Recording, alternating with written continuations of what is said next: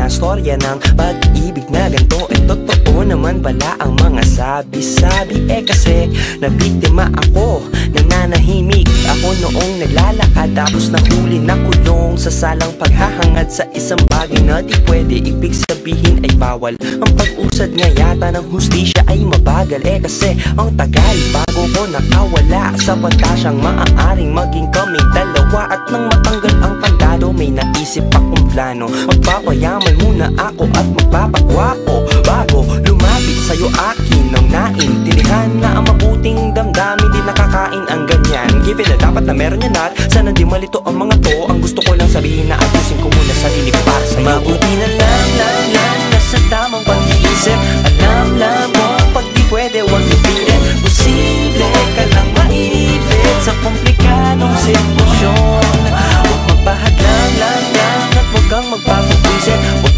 lang magmukmok dyan sa gilid. Gamitin mo ang pag-ibig bilang isang inspirasyon.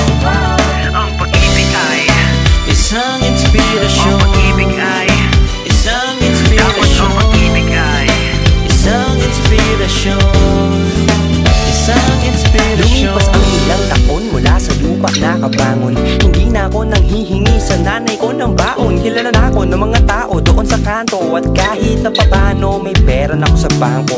Mabilis ang pangyayari, grabe. Ang dating hindi napapansin, tinitilian na ng mga babae. Pag nasa end, tablado pangalan ko ay sigaw na rin. Pero sa akin walang nagbago, walang iba, ikaw pa rin. Hinigpitan ko pa ang kahit di tulad kay Imelda Papin. Ang pag-ibig na galing sa akin higit sa isang linggo. Matapos ang taon na traffic ay inakyat ko ang langit. At sa pagbango ng hangin ay napapikit ako.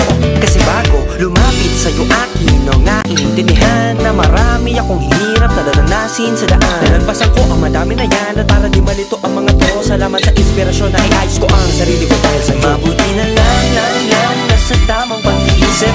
Alam mo pag di pwede wag ipilit. Posible ka lang maipit sa komplikadong sitwasyon. Huwag magpahadlang lang at huwag kang magpapagwisit. Huwag lang magmukmok dyan sa gilid. Gamitin mo ang pag-ibig bilang isang inspirasyon.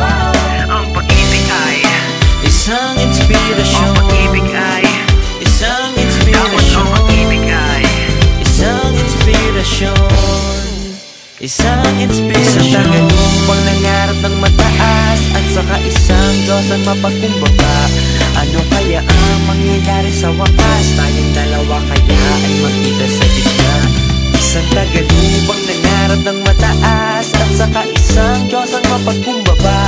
Ano kaya ang mangyayari sa wakas? Tayong dalawa kaya ay magkita sa gitna.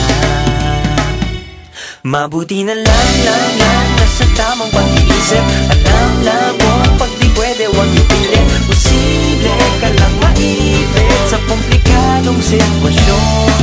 Huwag magpahadlang lang at huwag kang magpapagwisit. Huwag lang magmukmok dyan sa gilid. Gamitin mo ang pag-ibig bilang isang inspirasyon.